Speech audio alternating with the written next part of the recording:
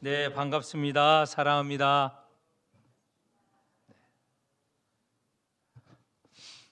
줌으로 참석하시는 분, 유튜브로 참석하시는 분, 카카오로 참석하시는 분, 다 환영합니다.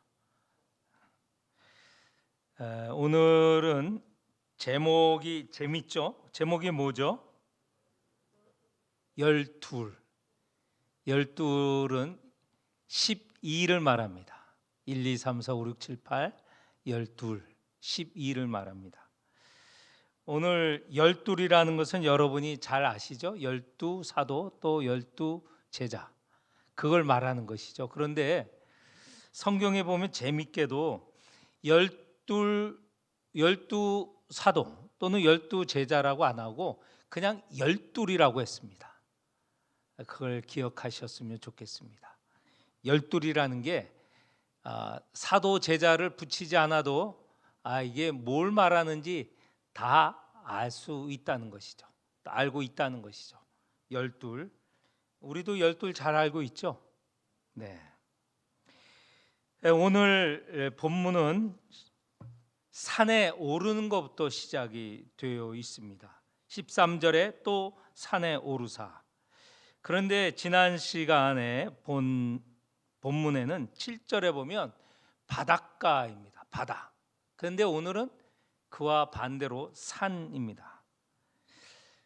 산이라는 거 요즘 신명기도 우리가 같이 읽고 있지만 산이라는 것은 굉장히 의미가 있습니다. 이스라엘에게 의미가 있고 또 우리나라도 마찬가지고 세계 어느 나라든 산이라는 것에 의미가 있습니다. 산에서 하나님을 만나는 것이죠. 산은 거룩한 장소죠. 산은 하나님이 계시는 장소로 이렇게 이해들을 하고 있었습니다. 모세가 율법을 받는 것도 신의 산입니다. 산. 그리고 요새 읽는 신명기에서 보면 신명기에 보면 율법을 다시 받지 않습니까? 그것도 역시 산에서 이루어지는 일입니다.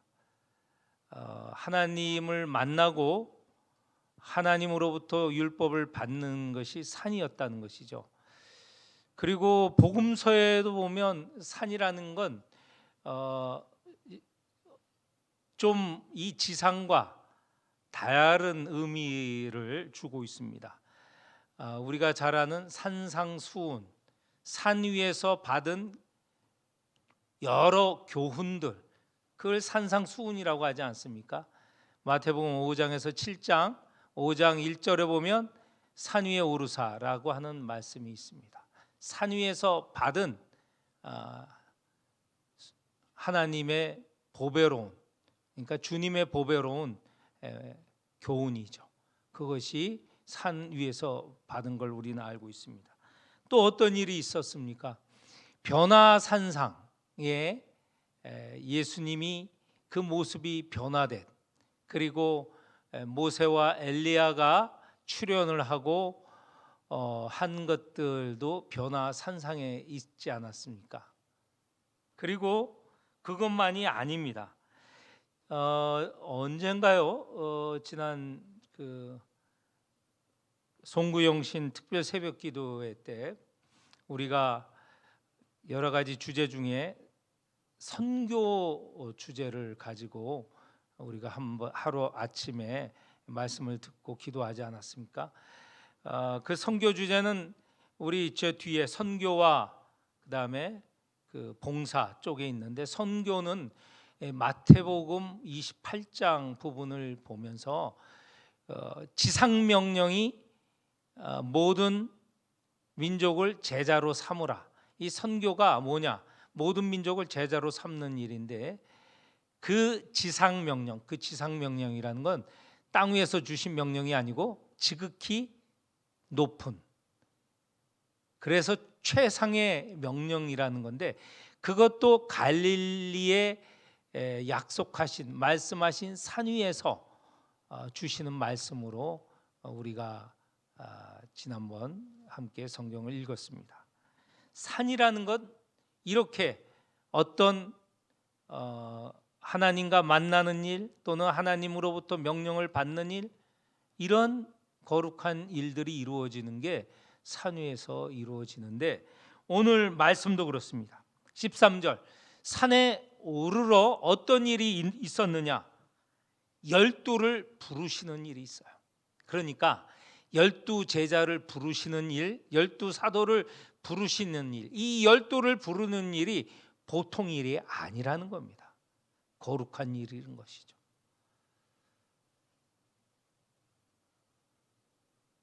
예수님께서 12를 부르셔서 3년 동안 같이 다니시고 가르치시고, 그 이후에 예수님이 죽으시고 부활하시고 승천하신 이후에 예수님의 이 사역, 하나님 나라를 전하는 복음 사역을 누가 감당했느냐?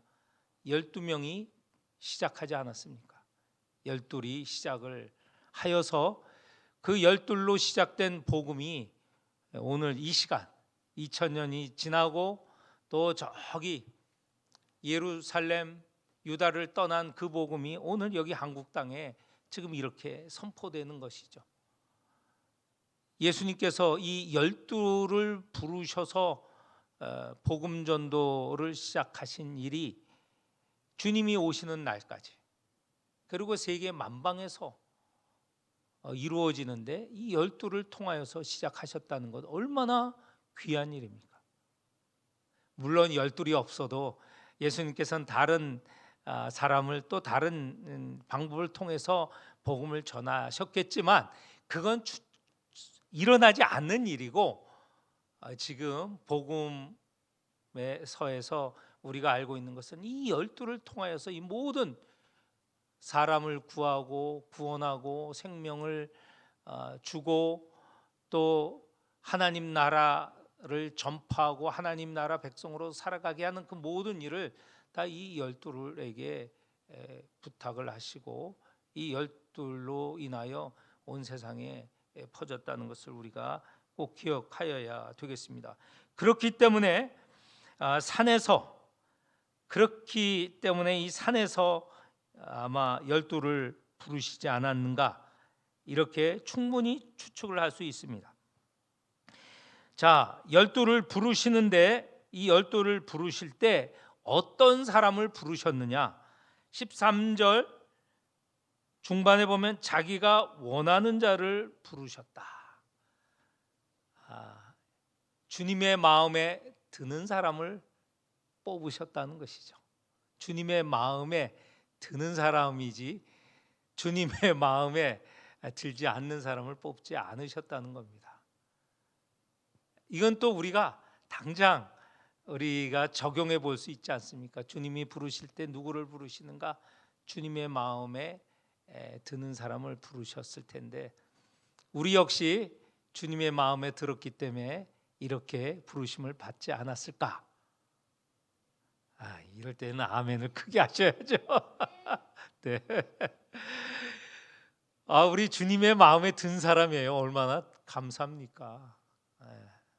부르시는 게 아무나 부르시는 게 아니고 마음에 들으셨기 때문에 부르신다는 것이죠. 이렇게 잽싸게 이렇게 한번 적용을 해봅니다.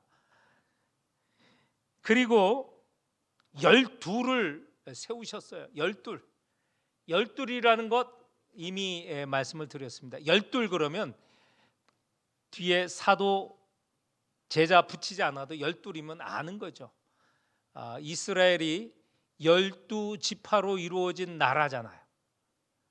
야곱의 이름이 이스라엘로 바뀌었고, 그 바뀐 이스라엘의 12아들들이 12지파의 조상이 되었고, 그래서 이 12지파라는 것은 이스라엘을 말하는 겁니다.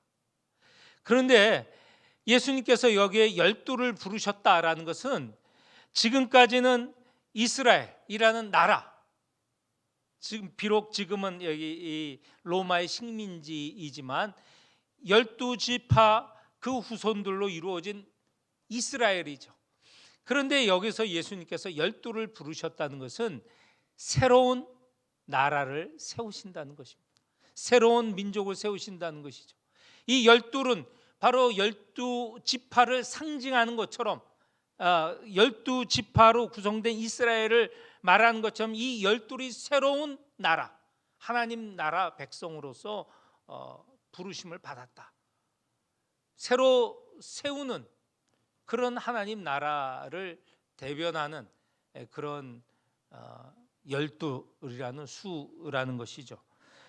그렇게 하여 이 열둘을 통하여서 그 이후에 하나님 나라가 왕성하게 이제 전하여지고, 이 열둘을 통하여 부르심을 받은 사람, 물론 그 부르심은 주님의 부르심이죠. 궁극적으로 그 부르심을 받은 사람들이 하나님 나라를 이루어 가는 것이죠. 새로운 나라의 대변자들로 이 열둘을 부르셨다는 것입니다. 그리고 이 열둘을 부르셔서 14절 중반에 자기와 함께 있게 하셨다. 물론 제자들은 앞으로 이 열둘만 있습니까? 70인 제자도 있고 그보다 더 많은 제자도 있고, 갈릴리에 한참 때는 수많은 군중들이 따랐어요. 오병이어의 사건이 있을 때는 남자만 5,000명이었어요. 아이들 여성 포함하면 뭐 15,000, 2만 명이 될지도 모르겠어요. 그렇게 따랐던 시절도 있습니다. 그런데 여기서 특별히 열둘은 함께 있게 하셨다라는 것은, 이것은 먹고 자고 하는 일에 늘 동행하였다는 것입니다. 예수님께서 십자가에 달리실 때까지, 그 시간까지 늘 동행하였고요. 예수님이 승천하신 이후에도 그 말씀에 따라서 헤어지지 않고 뿔뿔이 흩어지지 않고 예루살렘 한 곳에 모여 기도하면서 성령이 임하실 것을 기다렸고요. 그 이후에 그들은 성령 충만하게 되어서 온 세상에 복음을 전하러 나아가게 되었죠. 이 열둘은 늘 주님과 동행하였던, 먹고 자고 함께하고 하였던 인물들입니다. 예수님께서 어떻게 사역하셨는가, 시간이 되면 좀 더 구체적으로 말씀을 드리지만, 예수님이 어느 한 장소에 계시지 않았어요. 아시잖아요. 갈릴리, 주로 활동하였던 갈릴리에서도 여기저기 다니셨어요. 배를 타고 갈릴리 저편으로 가시고 또 다시 오시기도 하고, 또 걸어서 다른 도시로 가시고, 이 마을 저 마을, 이 도시 저 도시로 다니셨다는 것 우리 잘 아실 것입니다. 한 곳에 정착하여서 목회를 하시지 않았다는 거예요. 저처럼 저는 지금 영광교회 여기서 여러분과 함께 지내고 있지 않습니까? 목회하고 있지 않습니까? 이렇게 하시는 것이 아니라, 예수님은 그 공생애 동안 늘 다니셨던 거예요. 좀 과격하게 말하면 유랑 생활을 하셨다는 거예요. 떠돌이 생활을 하셨다는 것이죠. 물론 그것은 하나님 나라를 전하시기 위함이었죠. 그렇게 다닐 때 이 열둘이 늘 동행하였다는 겁니다. 이후에 그 열둘에 대해서 성경은 사도행전 이 1장에 보면 열둘 가운데 예수님이 그 십자가에 달리시고 돌아가셨을 때, 아직 부활하시기 전에 우리가 그 시기에 그 제자 중 하나 유다가 어떻게 하였습니까? 선생님을 배반한 것을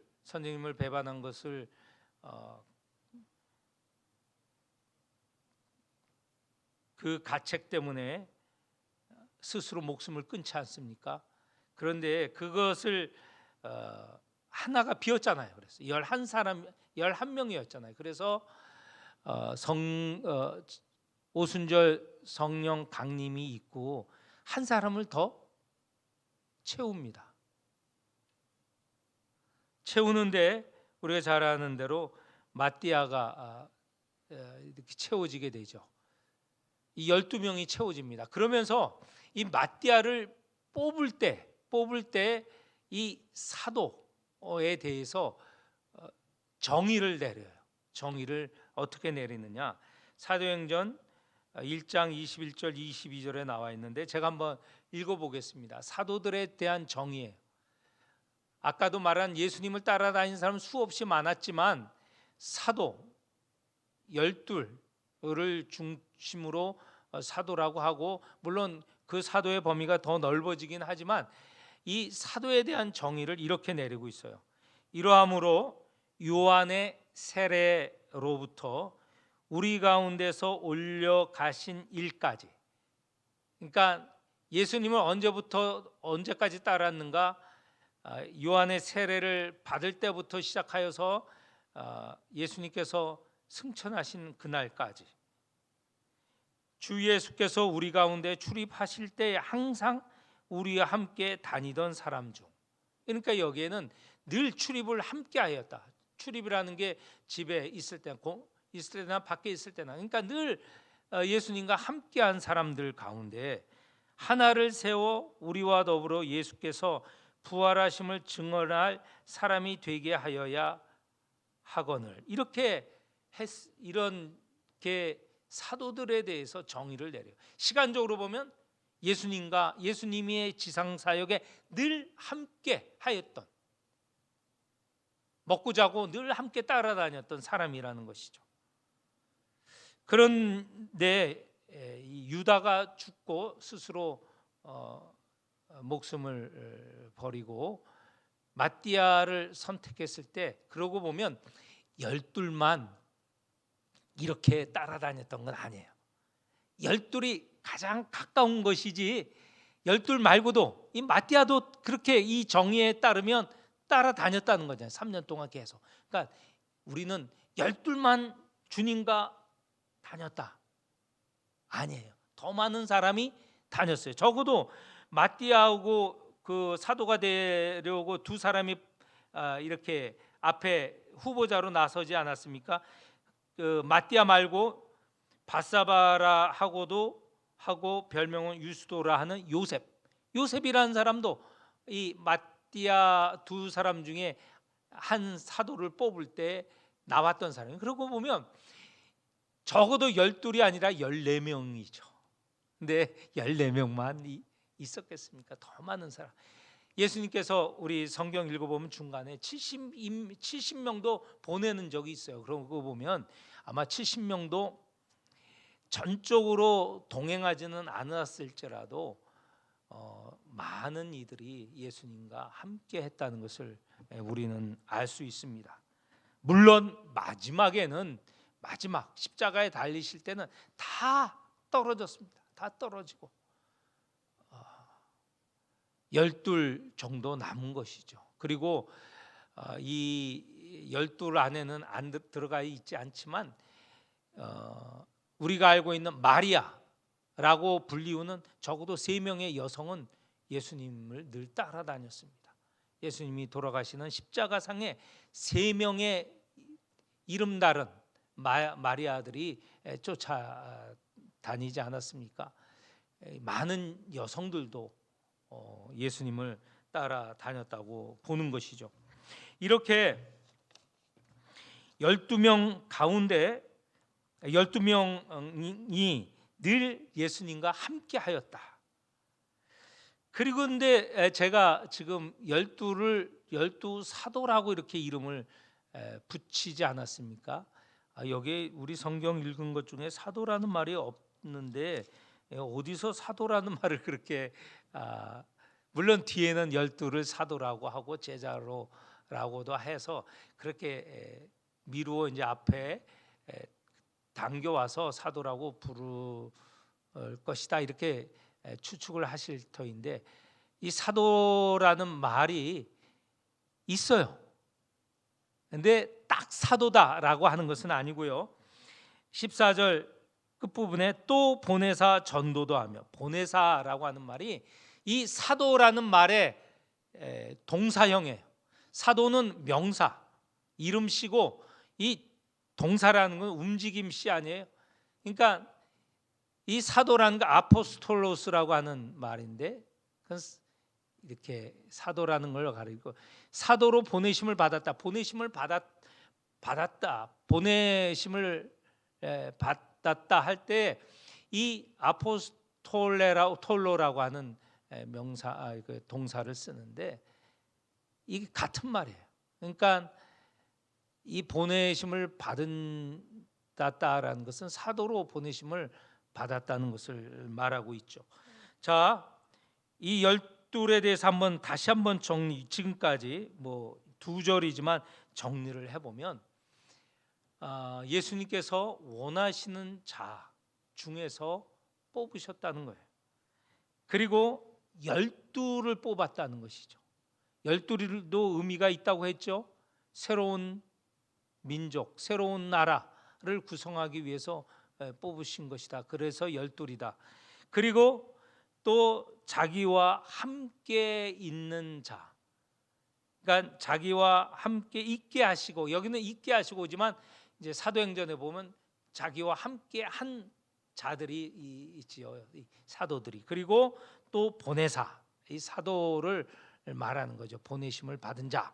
그리고 계속 이어서 보면 그렇게 뽑힌 열둘은 전도도 하며, 전도라는 건 하나님 나라 복음을 전하는 일이죠. 그리고 15절에 귀신을 내쫓는 권능도 가지게 하려 하십니다. 물론 여기에 더 포함되는 것도 있습니다. 병자를 치유하는 그런 권능도 받죠. 이렇게 하여서 이 열둘이 세워지게 되었습니다. 16절 이렇게 하여 열둘을 세우시고, 세우신 자들 12명은 다 사도죠. 그런데 이 사도도 좀 구분이 있는 것 같습니다. 크게 셋 또는 넷으로 구분을 할 수 있는데, 이 열둘 가운데 말하자면 대변인이 있어요. 열둘 가운데 말하자면 열둘 가운데서도 중요한 인물이 있었습니다. 우리가 잘 아는 대로 베드로이죠. 그래서 순서를 그렇게 잡고 있습니다. 16절에 시몬에게는 베드로란 이름을 더하셨고, 1번으로 나오죠. 베드로는 열둘에 대해서 언급할 때 늘 1번으로 언급이 되고 있습니다. 1번으로 언급되고 있어요. 그리고 예수님과 밀착하여 동행하지만 베드로는 더 가까이 있는 것처럼 우리가 복음서를 읽어보면 충분히 만날 수 있고요. 그리고 이 베드로가 가장 앞섰지만 또 성경 곳곳에 베드로를 포함해서 3인이 한 그룹으로 언급이 돼요. 그것은 베드로 빼놓은 두 사람은 형제지간인데요. 그게 17절에 나오는 세베대의 아들 야고보와 요한이죠. 이 두 사람은 형제인데 베드로와 함께 언급을 될 때도 있어요. 이렇게 한 번에 언급될 때로 본다면 예수님의 제자는 한 세 그룹으로 나눌 수 있고, 베드로를 앞서서 제자 중에 제자다 생각한다면 네 그룹으로 나눌 수 있습니다.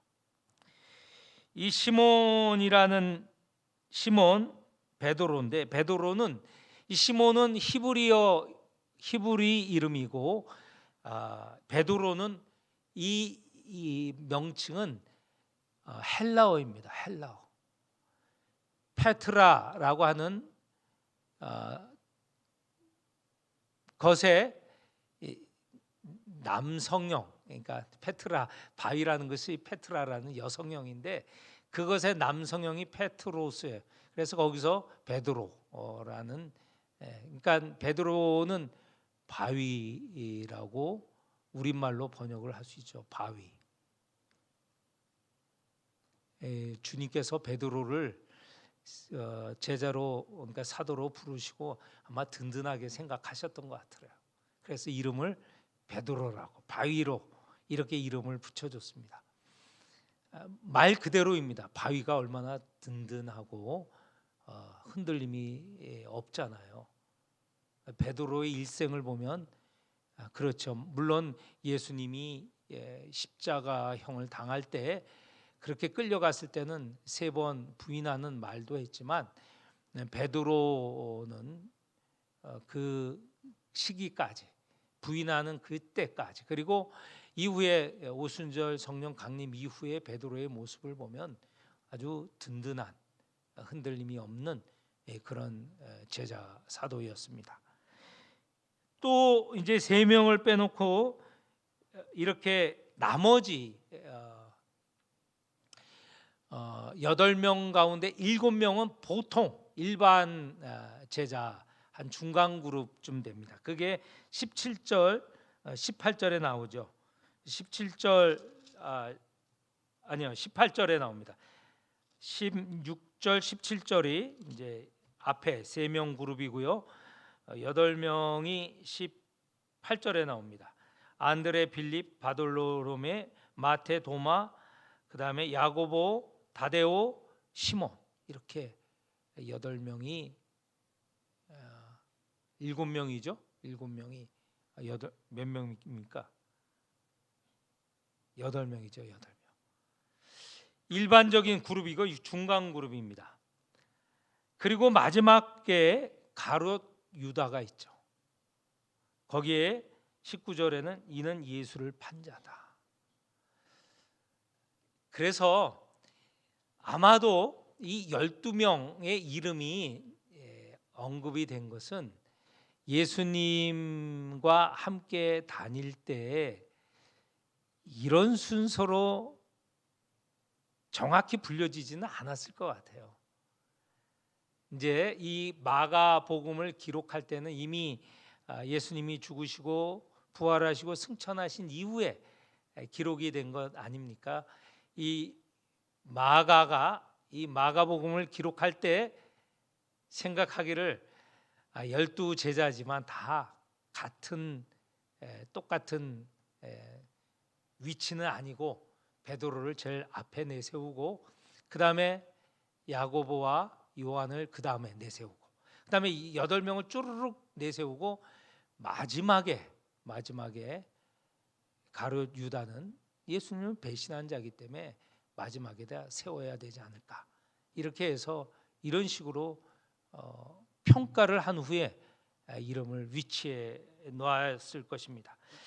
그 12제자 중에 17절에 보면 그 세베대의 두 아들 야고보와 요한의 이름이 보아너게라고 이렇게 별명이 붙여지는데 우레의 아들이라 이렇게 이름을 더하였다고 하였습니다. 우레의 아들이라고 하면 우리는 그동안 이 우레의 아들, 우레는 우레소리 그렇지 않습니까? 어쩌면 이 변덕스러운 자들이었다, 이렇게 해서 이런 이름이 붙여지지 않았을까라고 하는데 그것은 아닐 겁니다. 두 야고보와 이 요한이 앞선 베드로와 동급의 그런 그룹으로 형성이 되었을 때 이 보아너게라는 그 뜻으로 우리가 이해해 본다면 이 두 사람을 통하여서 하나님의 임재를 아마 사람들이 체험하지 않았을까, 이런 추측을 하게 됩니다. 다시 말해서 이 둘은 하나님의 임재를 가깝게 여겼던 사람들이지 않을까.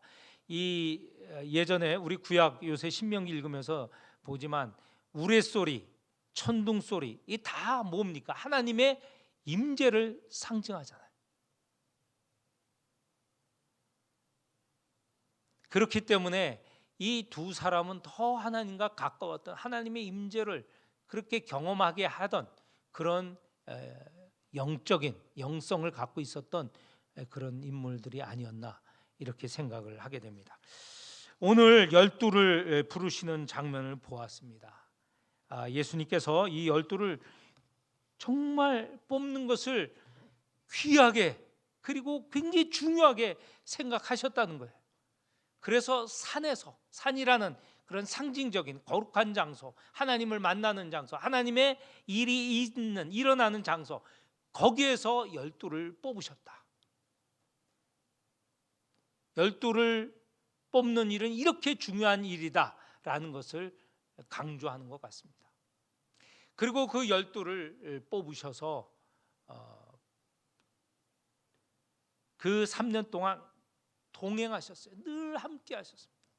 함께 하시면서 예수님 당신이 어떤 분인가 그들이 경험으로, 삶으로 체험할 수 있도록 그렇게 하셨다는 것이죠. 물론 그들 가운데서도 조금 이렇게 구분이 되긴 합니다. 베드로처럼 더 가까운 이들이 있고 조금 그보다는 덜한 부류도 있고 심지어는 가룟 유다처럼 배신한 사람도 있습니다. 예수님이 뽑은 사람들 중에 배신자가 나왔다. 이 참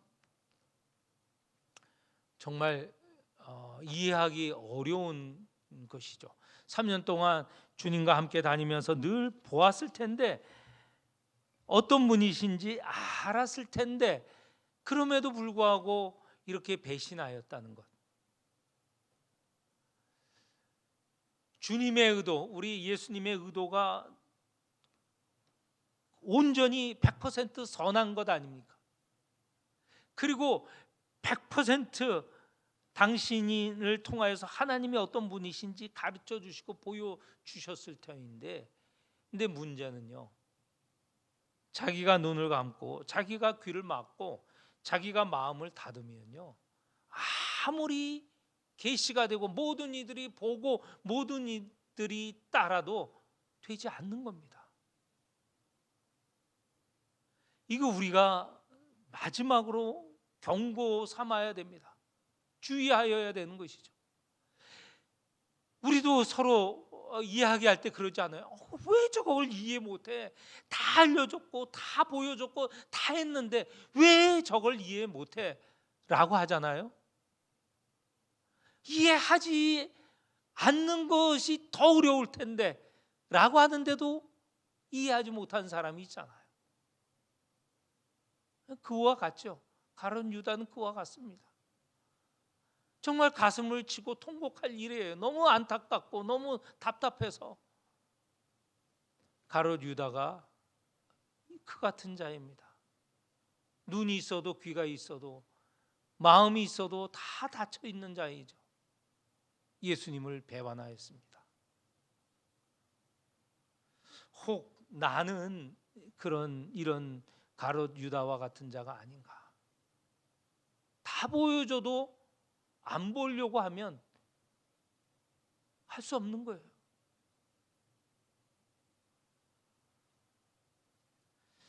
오늘 우리를 이 자리로 불러주신 것, 물론 우리는 사도와 같은 사람은 아닙니다. 사도 그렇지만 우리는 이 사도들처럼 불리움을 받은 자예요. 우리 주님께서 마음에 두셨기 때문에 부름을 받은 자죠. 부름을 받은 자로서 감사하며 우리 주님이 원하시는 이 맡겨주신 사명을 잘 감당하는 성도들이 되시기를 축원합니다.